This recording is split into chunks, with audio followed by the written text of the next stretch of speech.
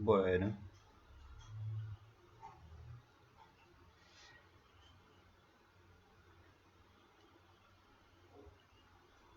buenos días.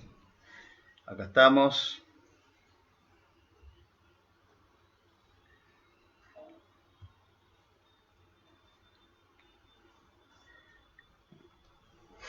Vayan preparando el mate. Buenos días. Les doy la bienvenida a todos y a todas. Espero que estén listos, preparados, que se hayan podido despertar hoy. Aquellos que estamos en cuarentena, que no tenemos que salir a trabajar o no tienen alguna otra responsabilidad, se les este, complica levantarse temprano. Así que bueno, espero que se hayan podido levantar temprano y que estén ahí para, para estudiar en esta mañana. Así que les quiero invitar a prepararse, ¿no? A disponerse. Prepárense el matecito, ahí les doy tiempo. Aquellos que lo están viendo en diferido, porque bueno, ahora estamos en vivo, son las 10:01 de la mañana, está medio nublado, medio sol, está fresquito pero lindo, una mañana otoñal. Pero aquellos que se conecten a la tarde, bueno, les animo a que también se estén preparando, estén tomando apuntes, ahí consíganse un cuaderno, un lápiz o algo, o donde tomar apuntes, algunos usan el celular. A mí, si bien uso bastante la tecnología, me gusta tomar nota con lápiz y lapicera. Así que bueno, prepárense, predispónganse para participar. Estuve preparando el estudio y la verdad que me encantó, me encanta indagar, investigar, escudriñar, como dice la Biblia, meterse a fondo con todo esto que tiene que ver con lo que Dios nos dejó, este legado tan importante. Así que bueno, prepárense, predispónganse ahí para comenzar en esta mañana. A ver si ahí... Bueno, bienvenidos ahí, mirá. Ahí, bueno, no aparecen todos los que están conectándose, pero bueno, ahí está Yani, Sandra, Griselda, Romina, Maru, Laura. Ah, Laura, ¿estás conectada vos? Priscila, Elsie, bueno, bienvenidas. La mayoría son todas mujeres. Mirá qué bien. Qué bueno, me siento un privilegiado. Pero bueno, vamos a comenzar esta mañana, vamos a comenzar orando. Ven, acá está Laura con el mate, mostrarles, bicho, mira. Ven, ahí está el matecito. Vamos a tomar unos mates. Predispónganse, miren, les voy a ir diciendo. Esto no quiero que dure más de 40-45 minutos porque es lo que está estipulado como hora de clase, que es el tiempo que nuestra mente tiene la capacidad de retener. En realidad puro son 20 minutos, pero los otros 25 es ya con un esfuerzo. Así que bueno, les pido que hagan ese esfuerzo, que estén atentos, más si es mirando un celular o una pantalla donde no hay una interacción. Es más difícil, ¿no? Mantenerse ahí. Hasta a mí mismo me cuesta, les confieso. Ayer participé de un seminario, 1 hora 45 duró el seminario. Y sinceramente yo no tengo problema en sentarme y escuchar a un tipo 2 horas porque he sido entrenado en eso. Pero a veces cuesta cuando es una pantalla, ¿no? Y uno tiene la libertad de levantarse, irse, moverse. Pero yo les animo a que, bueno, predispongan este tiempo, lo aparten, unos matecitos, ahí para tomar nota y disfrutemos de este tiempo juntos. Lo que les pido, por favor, si están atentos ahí, critíquenme porque es la primera vez que vamos a hacer esto. Yo estoy acostumbrado a dar estas charlas o dar estudios en vivo y en directo, nunca lo hice así por las redes o en vivo. Así que yo les digo, bueno, tienen libertad de criticarme, decirme, pero que sea crítica constructiva, ¿no? Porque si no me van a dar con un caño y no me van a dar ninguna solución. Entonces, si tienen algún aporte que pueda mejorar estas transmisiones, como van a ser varias, sería bueno que me lo vayan diciendo.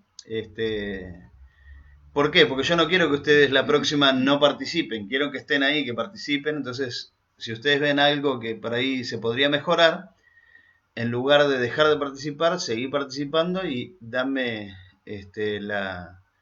la idea o lo que podría mejorar la transmisión. ¿Está bien?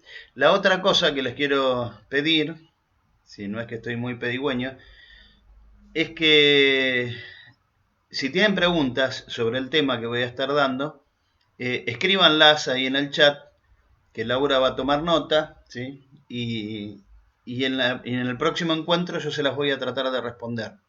Así que bueno, ¿están listos? Matecito en mano. Y ahí para anotar, ¿les parece que oremos? Vamos a orar en esta mañana. Amado Dios, te damos gracias por poder disfrutar de esta mañana que vos nos regalaste para que nos gocemos y alegremos en este día que vos creaste. Y te ruego, Señor, que este tiempo que vamos a compartir este estudio, tu Espíritu Santo esté hablando en cada detalle, aún en aquellos detalles que no son necesariamente bíblicos, pero que tienen que ver con la historia, con la cultura, con las formas. Que vos nos hables, Señor, a través de tu palabra, en el nombre de Jesucristo. Amén, Señor, y amén. Bien, ahí como ven en la pantalla dice Colosenses, introducción, es lo que vamos a hacer hoy. Hoy simplemente vamos a ver la introducción y en el próximo encuentro vamos a meternos de lleno en el texto puntualmente, ¿no? Yo le puse ¿qué más necesitas? Porque una de las cosas que hace Pablo al escribirle a los colosenses es dejar bien en claro que no necesitamos otra cosa que Jesucristo. Así que bueno, vamos a comenzar en esta mañana. Hay algo muy importante que tenemos que destacar, ¿no? Que toda la palabra de Dios es viva y es eficaz. Amén. Y Colosenses, ustedes van a escuchar muchos detalles de la historia o de las formas o de cómo sea, pero es palabra de Dios, ¿sí? Es una carta que escribió Pablo a los colosenses, o sea, a la iglesia que está formándose ahí en Colosas, que ahora vamos a ver un poquitito de todo eso. Pero bueno, Colosenses es una epístola. Epístola significa, se podría denominar carta, misiva, ¿sí?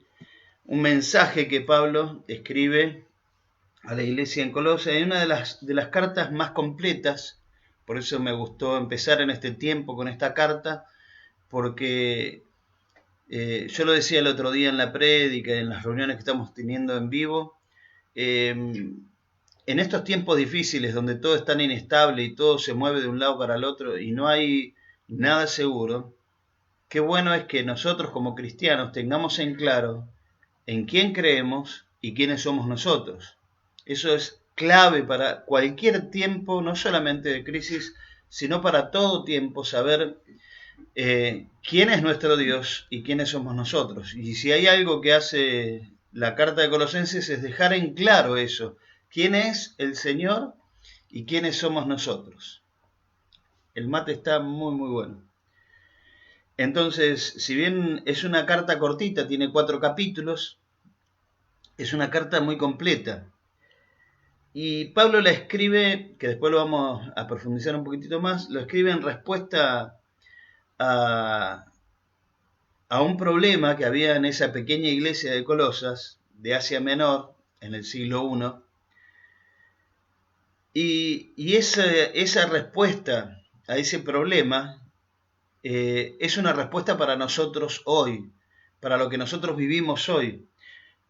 Y parecería muy loco, ¿no?, que algo que se escribió hace tanto tiempo pueda ser relevante para lo que estamos viviendo hoy nosotros como iglesia. Pero justamente es muy muy importante tener en claro que la palabra es viva. Y es por eso que lo aclaré al principio. Esta palabra, este estudio que vamos a estar viendo de la palabra, nos va a hablar a nosotros hoy con respecto a lo que nosotros estamos viviendo. Este tiempo que vivimos, en esta época moderna de insatisfacción y de confusión moral, hay una respuesta. Y la respuesta es esta que yo anoté acá. la respuesta que ofrece se encuentra nada más ni nada menos que en quién. En la persona divina de Jesucristo, en quien somos hechos completos en Él.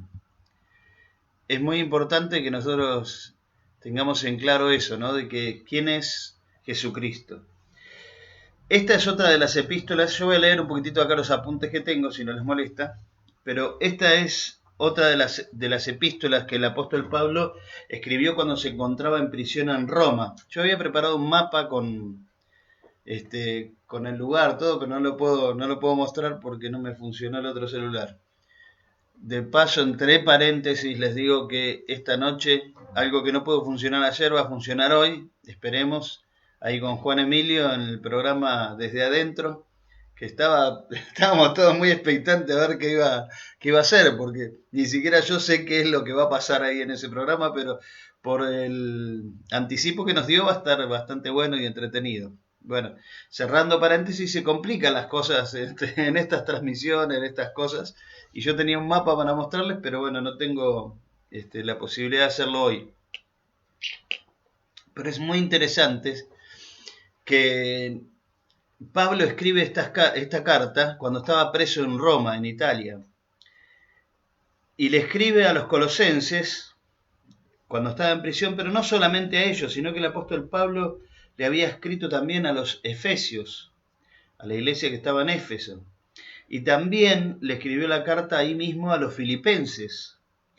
Y no solo eso, sino que escribió una misiva, una carta cortita a Filemón por el problema que tenía con Onésimo, que después lo vamos a estar viendo en otra oportunidad. Pero fíjense que Pablo, desde la cárcel, que estuvo ahí en esa casa alquilada durante 2 años en Roma, él se dedicó a escribirle a las iglesias que estaban pasando por diferentes situaciones, diferentes problemas, diferentes circunstancias.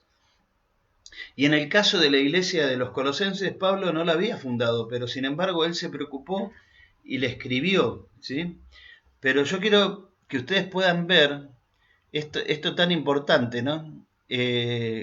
Yo puse ahí, ¿no? Que estas 4 cartas fueron llevadas de Roma por medio de 4 mensajeros. Eso tuvo lugar alrededor del año 60, entre el 60 y el 62. Y miren esto, ¿no? Tíquico llevó la epístola de los Efesios a la ciudad de Éfeso, donde aparentemente él era el pastor o líder de la iglesia, ¿no? Pero fíjense los mensajeros. Pablo escribía, pero había personajes importantes dentro de la obra de Dios que Pablo estaba haciendo, porque él escribía las cartas, pero a veces no aparecen tan relevantes estos personajes, ¿no? Como Tíquico, que lleva la epístola a los Efesios y aparentemente él estaba cuidando de la iglesia en ese lugar. Después, Epafrodito lleva consigo la epístola a los filipenses. Todo esto se lo quería mostrar en el mapa, pero no puedo, tengo una bronca. Ya que él era el pastor de la iglesia de Filipos. Para que ustedes vean las distancias, dónde estaba Roma y dónde estaban llevando las cartas estos hermanos, ¿no? Después, la tercera carta, que es justamente, que hoy lo vamos a mencionar mucho, que es Epafras. Él llevó la carta a los colosenses porque aparentemente él era el líder o pastor de la iglesia ahí. Y luego, y por último, está el mismo Onésimo llevando la carta a Filemón, ya que este era su dueño y él estaba regresando a su casa. O sea, Onésimo era un esclavo de Filemón que, no sé, aparentemente le había robado, le había estafado y terminó preso con Pablo.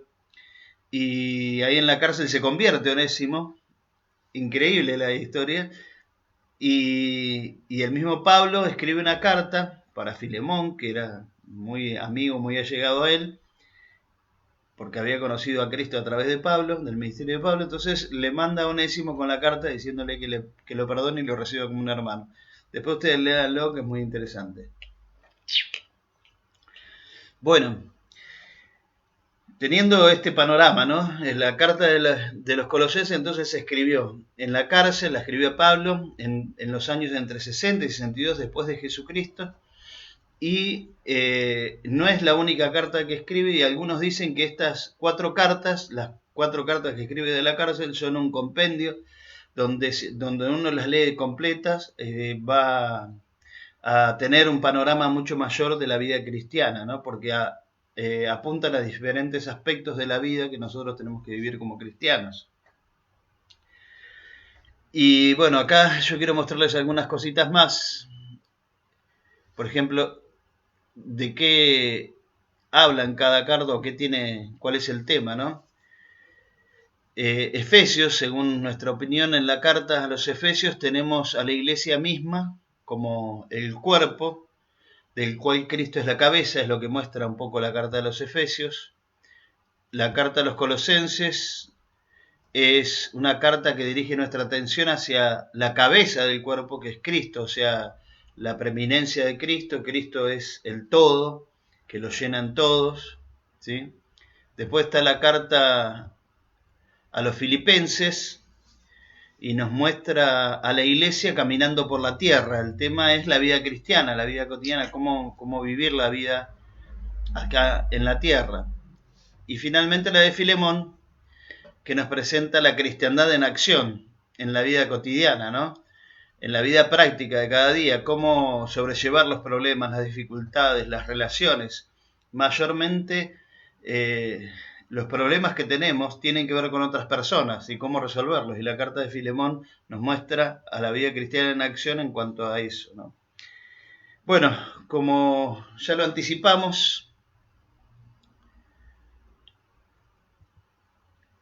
acá entonces podemos ver cómo estos documentos, estas cartas que escribió Pablo desde la cárcel, muestran un poco la anatomía de la iglesia y se complementan una con otra para construir como una unidad. Y es por eso que, o sea, menciono todo esto porque me gustaría poder estudiar no solamente la carta de los Colosenses, sino también estas 4 cartas que fueron escritas desde la cárcel. Curiosamente, Pablo, encerrado, ustedes no se imaginan una cárcel como las cárceles comunes, sino él estaba preso en una casa. Qué coincidencia, que muchos de nosotros pareciera que estuviéramos presos y no podemos salir de nuestras casas, y Pablo se dedicó a hacer algo desde esa casa en la cual estaba encerrado: orar por la iglesia y preocuparse para suplir las necesidades de la iglesia, y la única forma que tenía era mandándoles un mensaje. Qué interesante, ¿verdad? En este tiempo, y eso fue lo que me motivó a ver este estudio hoy. Que Pablo hace esto desde una casa alquilada en la cual estaba preso, encerrado y no podía salir. ¿Qué hacer cuando no podés salir de tu casa? Ahí Juan nos iba a tirar unos tips, y seguramente nos tirará unos tips esta noche en el programa Desde Adentro. Después te paso la cotización, Juan, porque te estoy haciendo mucha publicidad. Pero justamente Pablo desde la casa, encerrado, se pone a orar y a escribir y a actuar. Y los que lo iban a visitar, él les mandaba cartas para todos lados. Ahí quiero seguir compartiendo algunas placas y algo muy importante que quiero destacar de la carta a los Colosenses. La iglesia no fue plantada en Colosas por el ministerio de Pablo, sino por el de Epafras, a quien el apóstol había delegado para que predicase el evangelio entre los gentiles. Sin embargo, esta iglesia, que había crecido y prosperado a través del ministerio de Epafras y se hizo un poco famosa entre las otras iglesias, y aunque Pablo no la había plantado, él se preocupó por la iglesia y se ocupó de la iglesia. Y como apóstol se sentía responsable por la iglesia como un todo, no como algo que le pertenecía a él, sino como que él pertenecía a la iglesia, indistintamente del lugar y quién la haya plantado. Y eso me interesó muchísimo, ¿no? Porque a veces nosotros somos muy localistas, muy que nos pertenece a nosotros. Y muchas veces este sentir ha dividido a la iglesia en muchos aspectos. Cada vez que se planta una iglesia, la iglesia de ese lugar quiere ser iglesia en ese lugar y no hay nadie más. Y nosotros somos de los hornos y somos hornenses y bueno, hinchamos por los hornos y somos de este lugar y nuestra iglesia. Y así puede darse en cada lugar donde estamos trabajando, en Villa Lisa, en Olmos, en el barrio 80, es decir, no porque los del barrio 80, no porque los de Villa Lisa, porque los de Olmos, somos lugaristas, ¿viste? Como que defendemos y nos identificamos, porque los de acá y los de allá, y hacemos esas diferencias. En cambio, el apóstol Pablo vemos que, gracias a Dios acá no pasa eso, pero el apóstol Pablo tenía una visión de la iglesia indistintamente de quién la haya plantado y el lugar en el cual estaba. Y él tenía una preocupación para que la iglesia fuera bendecida, para que creciera, para que fuera una iglesia que creciera sana. Y Pablo se siente responsable. Él plantó las iglesias en Filipos, en Corinto, en Éfeso, pero esta iglesia que no la había plantado él, también estaba incluida dentro de las iglesias que él tenía la responsabilidad de atender, o se sentía responsable para atender. Nosotros no somos Pablo, ni somos apóstoles, pero pregunto esto, ¿no necesitamos ampliar nuestra visión, nuestros afectos, nuestras oraciones, de manera que alcancemos más allá de los límites de nuestra iglesia local y nos sintamos responsables de un ministerio más amplio? Y acá quiero quizás detenerme unos minutos para que pensemos y reflexionemos en esto. Pablo haciéndose cargo de una iglesia que él no plantó, de un lugar que él nunca visitó, o no sabemos si estuvo de paso en el segundo o tercer viaje misionero que él hizo, pero él se preocupó por la iglesia. Y nosotros no tendríamos que ampliar nuestra visión y preocuparnos un poco más allá de los límites de nuestro lugar por otros hermanos. Y acá pensaba, y piénsenlo, abran un poco la mente. Gracias a Dios, una de las cosas buenas, si podemos rescatar cosas buenas de esta pandemia o de este tiempo de crisis mundial, es que la iglesia ha salido de las 4 paredes en las cuales se encontraba.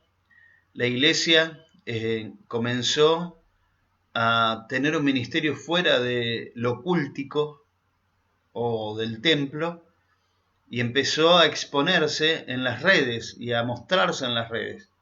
Ustedes fíjense que cada día a eso de las 7 o 8 de la noche ya empezás a ver transmisiones en vivo de, no sé, media docena de pastores de iglesias que están predicando, que están hablando, que están cantando. Y eso me trae mucho gozo porque podemos participar y vernos y ser iglesia también de esa manera. Es más, si ustedes se cansan de escucharme a mí, hacen un clic y ya están en otro culto, escuchando a otro pastor y viendo otra iglesia alabar y glorificar al Señor. Espero que no lo hagan, que seamos leales y fieles. Pero justamente nosotros necesitamos ampliar nuestra visión. Y yo pensaba, miren todos los hermanos que nosotros tenemos fuera de la iglesia, que están en el sur, que están en Australia, que están en diferentes lugares.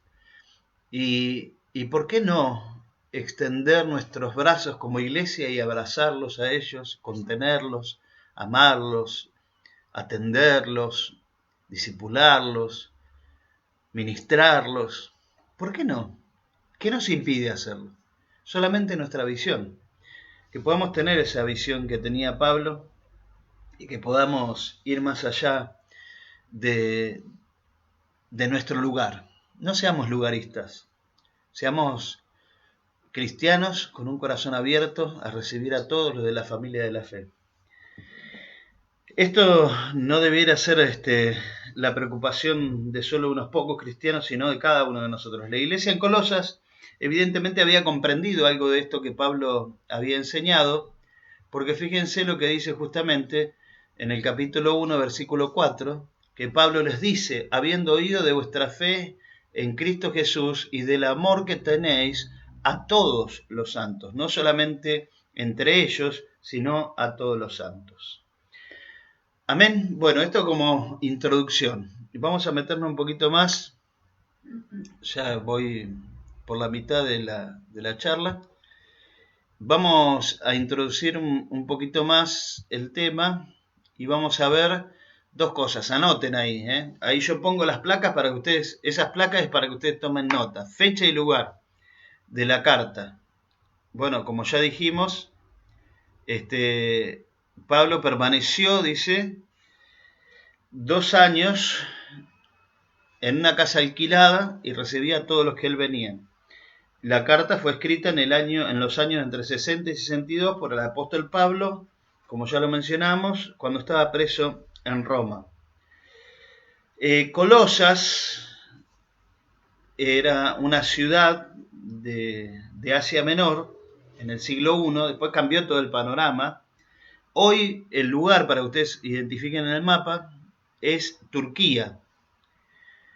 Y la ciudad de Colosas se convirtió en la ciudad de Onás, de Turquía. Miren, yo les quiero mostrar acá un mapa. Eso sería Onás, en Turquía, en la provincia de Denizli. Esta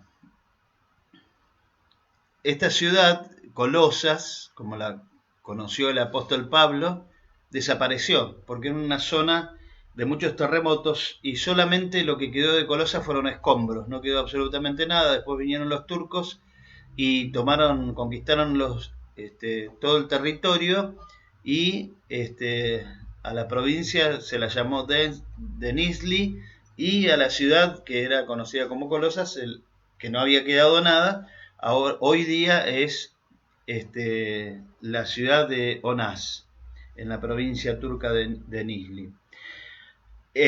Todo esto fue a mediados del siglo I.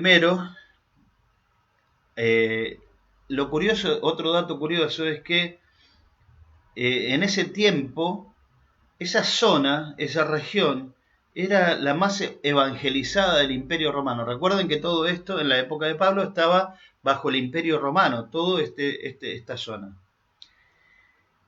7 de las iglesias cristianas, que también lo tenían en el mapa que no les puedo mostrar, 7 de las iglesias cristianas de la provincia iban a recibir el mensaje de parte del Señor a través del apóstol Juan, las 7 cartas del Apocalipsis. Las iglesias de Asia, las 7 iglesias están ahí sobre ese lugar donde Pablo visitó constantemente, pero esas 7 cartas no fueron las primeras enviadas a la zona. Ya Pablo, muchos años antes que Juan escribiera el Apocalipsis, el apóstol Pablo había dirigido 3 de las 4 epístolas que escribió de la cárcel, 3 las escribió a los Efesios, a los Colosenses y a Filemón. Así que miren, tenemos 10 cartas que se escribieron para Asia, para ese lugar, ¿sí? Asia Menor, toda esa zona fue recontra evangelizada. Todas las ciudades de ese lugar recibieron el evangelio. 3 cartas del apóstol Pablo, 7 cartas del apóstol Juan, para llamarles la atención a seguir firmes, a tener cuidado de las herejías, a vivir la vida cristiana. Y sin embargo, es motivo de reflexión, y yo lo anoté por acá, es motivo para que pensemos un poco y reflexionemos en esto, que en la actualidad queda muy poco testimonio cristiano en esa región de Turquía. El testimonio cristiano ya estaba en declive y continuó en decadencia hasta que al fin los musulmanes destruyeron las iglesias de la comarca, incluyendo la de Colosas en el siglo XII. Qué tremendo, ¿verdad? La vitalidad de la iglesia en una época, en un lugar, no significa que va a ser así para siempre. Y de esto tenemos mucho testimonio acá aún en la zona. Iglesias grandes, prometedoras, iglesias que parecía que nada las iba a tirar abajo. Si bien, como dice la palabra, y está la promesa de que las puertas del Hades no prevalecerán contra la iglesia nunca va a ser destruida en su totalidad. Si hay iglesias locales, como la de Colosas y como las que muchas iglesias conocemos, que eran iglesias hermosas, iglesias grandes, crecientes, que se desarrollaban con ministerios preciosos. Sin embargo, no resistieron la prueba, no resistieron la tentación de ser los únicos o de ser los mejores o de tener la verdad absoluta. Y sin embargo, las diferentes cosas que ponen a prueba la misma iglesia fueron socavando las bases de la iglesia y se vinieron abajo. Qué interesante que durante muchas generaciones, por ejemplo, las iglesias del norte de África se destacaron por un vigor espiritual que después comenzaron a desaparecer. El testimonio después pasa a Europa. O sea, fíjense, de Oriente pasa a África, de África a Europa, de Europa después empieza a enfriarse, a bajar. Y como dijo un pastor en Italia, dice, el Señor sacó el candelero de nuestro lugar y lo pasó, dice, ese vigor y ese avivamiento espiritual pasó a América del Norte, y ahora en este momento las iglesias que están llevando el testimonio del Evangelio a través de misioneros, de la predicación, de la plantación de iglesias, del crecimiento es América Latina. Y yo digo, ¿hasta cuándo va a ser eso? Espero que sea permanente, por eso tenemos que tener cuidado y vigilar. La iglesia de Colosenses pasó lo mismo, ¿no? Una iglesia prominente, prometedora, una iglesia creciente, una iglesia que se había levantado por encima de las otras iglesias que tenía en la zona. Hoy no existe, no hay nada, no hay prácticamente nada de testimonio. Y tenemos que orar por esta zona porque es donde comenzó el Evangelio, fíjense. Y qué curioso que lo que se escribió para las iglesias en ese lugar, en ese tiempo, dentro de esa cultura, nos sirva a nosotros hoy, después de tantos años y después de tantos kilómetros de cultura tan diferentes, pero sin embargo la palabra, por eso es viva y eficaz. ¿Por qué? Porque no se limita a una cultura, a un tiempo, a un lugar. La Biblia, la palabra, todo lo que se escribió sirve para todas las culturas, para todos los lugares, para todas las personas. Bueno, hablemos un poquitito más del lugar y ya nos falta ahí más o menos para terminar. ¿Qué hora es? ¿10:30? Tenemos unos 15 minutos todavía. Pero qué cosas llamativas, ¿eh? Es para reflexionar y orar. Que si estamos viviendo una vida en plenitud en Cristo, tengamos cuidado, dice la palabra, de no caer. La región de la iglesia de Colosas, bueno, justamente se llama así, aparentemente y probablemente, por el nombre de Coloso, porque había una gran estatua que se había formado en el lugar de las mismas piedras, porque era una zona de montañas, piedras, rocas, y se había formado una especie de coloso gigante por las piedras, y las rocas entonces el lugar le decían Coloso. Estaba muy cerca de Hierápolis y la Odisea. Acá yo quiero mostrarles un mapita para que, acá sí tengo un mapita, para mostrarles dónde estaba, más o menos, no sé si se alcanza a ver, pero ahí estaba la iglesia de Colosas, y estaba la Odisea, y estaba Hierápolis, que son lugares que también el apóstol Pablo menciona. Y qué interesante que, a pesar de su nombre, Coloso, algo grande, algo magnífico, la iglesia era una de las iglesias más pequeñas a la que el apóstol Pablo le escribiera una carta. Mientras que la iglesia de la Odisea y de Hierápolis se mencionan aún mucho tiempo después, Colosas iba a desaparecer completamente de la historia, como dijimos.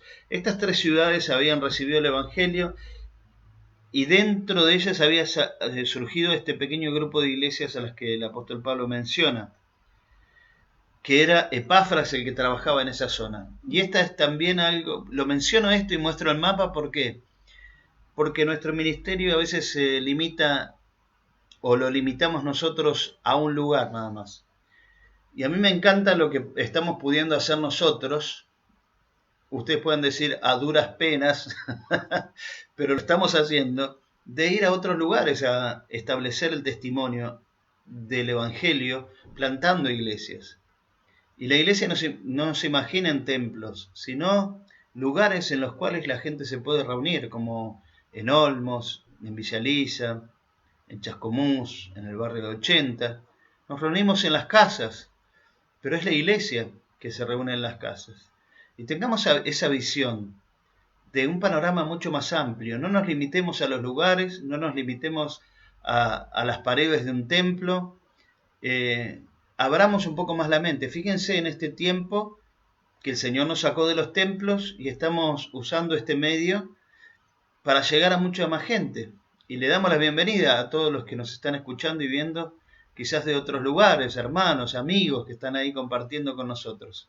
Les saludo con la paz del Señor y los recibimos. Están las puertas abiertas, están a través de este medio. Bien, el autor, aunque ustedes dicen, bueno, el autor fue Pablo, pero hay que ver por qué fue Pablo el autor. ¿Por qué se dice que fue Pablo el autor? ¿Sí?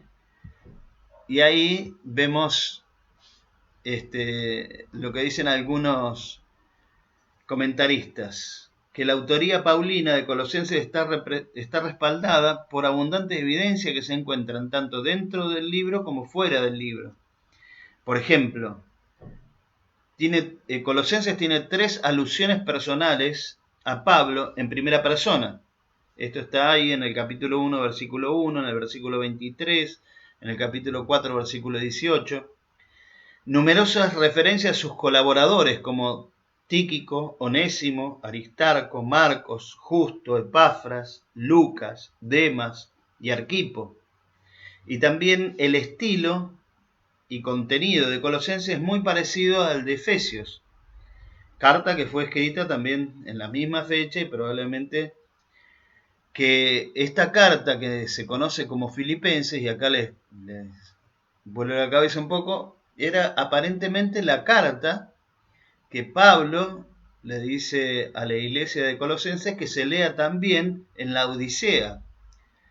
La carta que escribe Pablo para la Odisea aparentemente es la carta que nosotros conocemos como la carta a los Efesios, que estaba todo en la zona, ¿no? En cambio Filipos estaba un poco más al norte. Ahora, ¿cuáles fueron las circunstancias? También está claro, fue Pablo el que escribió la carta. ¿Por qué? Porque hay evidencias, porque tienen que encontrarse las evidencias tanto dentro como fuera del libro, y las acabamos de ver, ¿no? Todas estas características que hacen que Pablo sea el autor. ¿Cuáles eran las circunstancias? Y acá también les quiero mostrar esta plaquita, que dice ser que la circunstancia que provocó que se escribiera la carta de Colosenses fue por causa de la clase especial de herejía que surgió allí. ¿Y qué herejía surgió allí? Aparentemente esa falsa enseñanza fue el principio de lo que más tarde, en el siglo II, evolucionó para convertirse en el gnosticismo. En ese momento no se conocía como gnosticismo, que ahora lo vamos a ver qué es, pero lo que se fue introduciendo en la iglesia de a poco y que fue siendo creído por los hermanos, y ese era el peligro, se llamó después gnosticismo. Asia Menor, en ese tiempo, era un gran centro cultural donde venía gente de todos lados, pero también, al venir gente de todos lados, traían sus culturas, sus religiones, sus creencias, y el paganismo y las religiones místicas entraron con una fuerza muy grande y todos estaban así como expectantes de qué era lo que traían estas nuevas gentes. Y en otras tierras ya existía el gnosticismo, pero fue en ese tiempo donde el gnosticismo se mete como una herejía dentro de la iglesia. Había muchas formas de gnosticismo, pero ahí en Colosas estaban los esenios, que era una secta judía que se los conoce como los judaizantes, que decían que para poder ser santo uno tenía que guardar toda la ley, eran legalistas, que ahora lo vamos a estar viendo. Pero esto se había infiltrado con sus enseñanzas heréticas dentro de la iglesia de Colosenses. Y acá vamos a ver algunas características de esta herejía. La herejía de los esenios presentaba las siguientes características. Acentuaban la necesidad de la observancia de las leyes y ceremonias del Antiguo Testamento. Era filosófica porque ponía énfasis en adquirir ¿qué? En adquirir un conocimiento especial o profundo, de ahí viene la palabra gnosticismo, de gnosis, que es conocimiento especial y profundo. Involucraba la adoración a los ángeles como mediadores ante Dios, que eso después lo vamos a ver en el capítulo 2, versículo 18. Era exclusivista porque remarcaba el privilegio especial y perfección de los pocos elegidos que pertenecían a su élite filosófica. Era también cristológica. Sin embargo, este gnosticismo, y acá estaba el engaño, ¿no? Porque creían en Cristo. Sin embargo, este gnosticismo incipiente negaba la deidad de Cristo, lo que hizo que en estas epístolas surgiera una de las más grandes afirmaciones de la deidad de Cristo que se pueden encontrar en la Escritura. O sea, lo que tiene que hacer Pablo es poner a Cristo como el único mediador, el único salvador, el Dios real, creador y sustentador de todas las cosas. Ahora, esto está ahí en Colosenses, donde en el versículo 15, en el capítulo 1, dice, Él es la imagen del Dios invisible, el primogénito de toda la creación. Dice, porque por medio de Él fueron creadas todas las cosas en el cielo y en la tierra, visibles e invisibles, sean tronos, poderes, principados, autoridades, todo ha sido creado por medio de Él y para Él. ¿Por qué? Porque el gnosticismo decía que Cristo era un hijo de Dios, pero no el hijo de Dios, que era una criatura creada por Dios, pero que no era Dios. Por eso Pablo se ve en la necesidad de afirmar estas verdades y terminar diciendo que toda la plenitud de la divinidad, o sea, todo lo que es Dios, habita en forma corporal en Cristo Jesús. Y yo digo, wow, ¿no? Tremendo esto que Pablo está afirmando. Por eso decimos que esta carta establece el fundamento sobre el cual nosotros nos paramos para decir quién es nuestro Dios y quiénes somos nosotros. Yo el domingo predicaba un poco sobre esto, ¿no?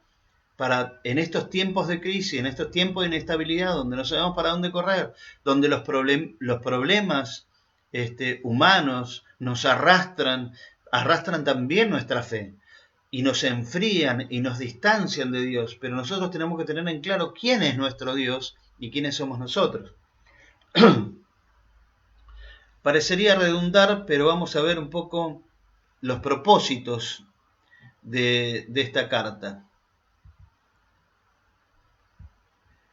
El primer propósito, ¿qué quería hacer Pablo?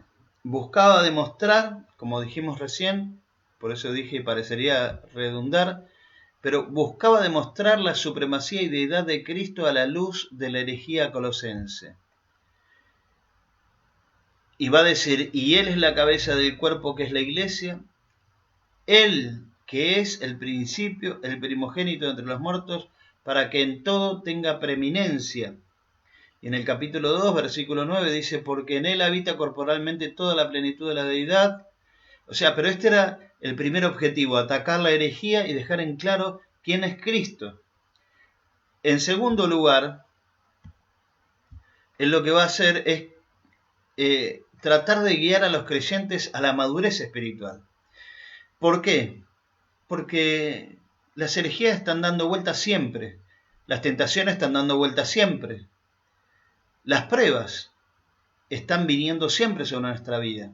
Pero si nosotros no maduramos, no crecemos, como yo decía el otro día, no bastó ni una semana que pasara de la pandemia para que ya algunos hermanos se volvieran inestables, fríos, indiferentes, distantes, se terminaran aún apartando, volviendo a las viejas costumbres que tenían antes de conocer a Cristo.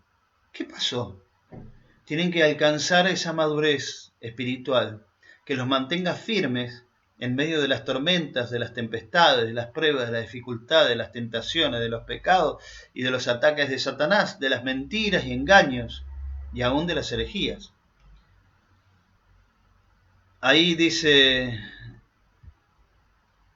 Pablo a los Colosenses, a quien anunciamos amonestando a todo hombre y enseñando a todo hombre, a toda persona, en toda sabiduría, a fin de presentar perfecto en Cristo Jesús a todo hombre. Bueno, yo lo dejé en la Reina Valera 60, que dice hombre, pero se refiere a todo ser humano, ¿no? No dice hombre refiriéndose al género. Y fíjense lo que va a seguir diciendo. En Colosenses 2, versículo 6 dice, por tanto, de la manera que habéis recibido al Señor Jesucristo, andad en Él, arraigados y sobreedificados en Él, y confirmados en la fe, así como habéis sido enseñados, abundando en acciones de gracias. O sea, lo que quería hacer Pablo primero era atacar la herejía. Segundo, quería que los hermanos pudieran alcanzar la madurez. Y tercero, deseaba informarles del estado actual de sus asuntos personales y promover las oraciones de ellos en favor de él. Esto lo encontramos ahí en el capítulo 4 al final. Dice, perseverad en la oración, velando en ella. ¿De qué manera? Con acción de gracias, orando, dice, también al mismo tiempo por nosotros, para que el Señor nos abra puerta para la palabra, a fin de dar a conocer el misterio de Cristo, por el cual también estoy preso, para que lo manifieste como lo debo hablar. Gloria a Dios, ¿no? Por ese, y es lo que pedimos en oración, que podamos orar para que no solamente el apóstol o el pastor en este caso pueda hablar de la manera que tenga que hablar, sino que cada uno de nosotros podamos hablar como tenemos que hablar. El tema principal, ya para ir entrando en lo último, el tema principal, tomen nota ahí, tema principal, acuérdense que las placas es para eso. Dice, estoy medio desfasado acá. Ahí le escribe a los Gálatas. O sea, ¿por qué puse ese pasaje? Voy a poner este pasaje de Gálatas 3, del 10 al 12.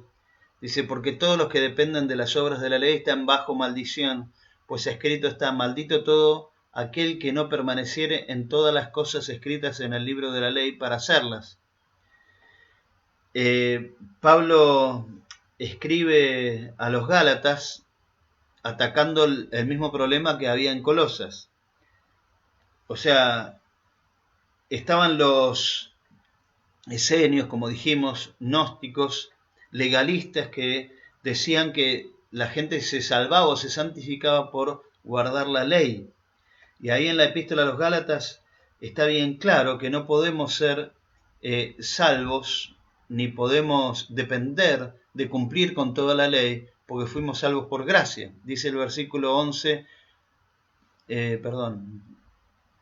a ver si... Sí, ahí. Y que por la ley ninguno se justifica para con Dios, es evidente, porque el justo por la fe vivirá. Y termina diciendo este texto, y la ley no es de fe, sino que dice, el que hiciera estas cosas vivirá por ellas. O sea, ¿qué está diciendo? Que vos, para poder ser justificado delante de Dios, para poder tener una relación con Dios, tenés que cumplir todas las cosas de la ley. Y ojo, porque esto pareciera ser muy actual hoy, donde hay muchos cristianos que piensan que su relación con el Señor cambia y se modifica cada vez que hacen las cosas mal o hacen las cosas bien. Hacen las cosas bien, entonces están bien con Dios. Hacen las cosas mal, entonces están mal con Dios. Sí, es entendible y es razonable y es el sentir del corazón. Pero la realidad legal delante de Dios es que fuimos perdonados, justificados y salvados por gracia, por regalo de Dios. Y nada que yo haga puede modificar eso. En esta carta Pablo se enfoca en el tema desde una perspectiva diferente, haciendo énfasis en la doctrina positiva. O sea, a los Gálatas le da con un caño, porque le dice Gálatas insensatos. En cambio a los colosenses le escribe de una manera más amable, evidentemente porque no los conocía. Pero él les escribió de una manera positiva lo mismo que le escribió a los Gálatas, dándoles con un caño. Acá yo quiero compartir con ustedes esta placa que dice: Dios suple todo lo que nos hace falta. Es lo que Pablo le dice a los colosenses de una manera positiva. Dios suple todo lo que nos hace falta para vivir la vida cristiana con éxito. Estamos completos cuando estamos en Él.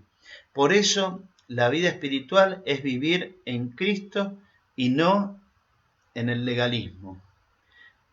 Básicamente esto es un panorama general del libro de Colosenses y quiero ir concluyendo, hacer algunas conclusiones, viendo el pensamiento que predomina en la epístola, que Cristo es todo, que vos puedas en esta mañana darle gracias al Señor, porque no necesitas otra cosa que tener a Cristo en tu vida, en tu corazón, que creer en Él, creer en su palabra, creer en lo que Él nos enseñó para vivir la vida que Él quiere que vivamos.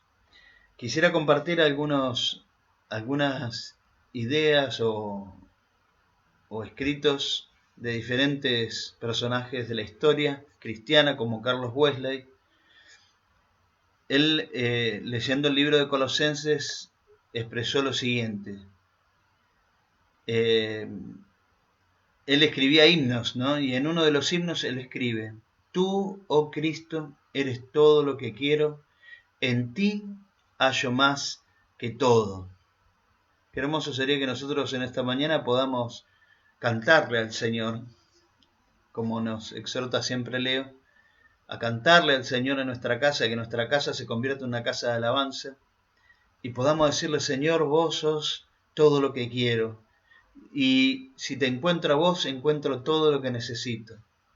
El predicador famoso Charles Spurgeon dijo: mira a tu propia insignificancia, sé humilde, pero mira a Jesús, tu gran representante, y alégrate por ello. Te evitará dolores y angustias el aprender a considerarte a ti mismo como unido a Él, aceptado en el amado, encontrado en Él, nuestro todo. ¡Wow! Esta epístola que Pablo escribe realmente nos deja en claro esto, que Cristo es nuestro todo. Por eso yo puse en la introducción: ¿qué más necesitas? Si el Señor está con nosotros, ¿quién contra nosotros? Si el Señor es el que nos provee, tenemos que estar tranquilos y confiados, sabiendo que Él va a cumplir lo que prometió. Hermanos, yo les animo y les exhorto a creer en el Señor, a meterse de lleno en esta carta. Esto es un vistazo nada más que hicimos de la carta a los colosenses, teniendo en claro en qué año se escribió, dónde se escribió, cuáles fueron las circunstancias, las situaciones que llevaron a Pablo a escribir esta carta, ver el lugar, la cultura. Nos ayuda a entender hoy nosotros cómo nosotros también tenemos que vivir nuestra vida cristiana. Esta carta de Pablo, como la mayoría de las cartas, tiene dos secciones, dos partes. Una sección doctrinal que se expone a Cristo como la plenitud de Dios, en Cristo somos hechos completos. Esta sección abarca los primeros 2 capítulos. Y la otra sección es la sección práctica. Por eso a mí siempre me gusta predicar y poner y llevarlo a la vida cotidiana, a lo práctico, ¿no? No siempre me sale, pero bueno, siempre lo intento. En la sección práctica, Cristo, la plenitud de Dios, se demanda en la vida a través de los creyentes. Esta sección abarca los capítulos 3 y 4. Entonces ahí vamos a ver cómo Pablo aplica esta verdad de que Cristo es todo a nuestra vida cotidiana y a nuestra vida de relaciones. Y ahí va a hablar del esposo, la esposa, los hijos, los esclavos, los amos o los trabajadores en relación de dependencia. Lo podríamos aplicar en ese contexto hoy. Tiene palabra para nosotros hoy Colosenses y vamos a meternos de lleno en el libro. El jueves, ahora a la mañana, también a las 10 de la mañana, Juancito nos va a estar presentando una reflexión y un panorama también de Colosenses para ir complementando esto que acabo de compartir. Y el otro martes vamos a meternos de lleno en versículo por versículo y ver qué podemos sacar en limpio para nosotros hoy. Amén, hermanos, que Dios los bendiga. Espero que les haya sido de bendición este estudio. Creo que estoy terminando. Bueno, me fui un poquitito de la hora, 10 minutos, pero lo pudimos dar todo, pude compartir todo, menos el mapita bendito que no pude, no pude mostrarles. Espero que lo hayan disfrutado. Aquellos que estuvieron del principio al final, les agradezco. Aquellos que no pudieron estar al principio, les repito que esto va a estar también en el canal de YouTube de la iglesia y en la página de Facebook, ahí en los videos. Si lo quieren ver o compartir, tienen total libertad. Hermanos, Dios los bendiga. Nos veremos la próxima. Hasta pronto.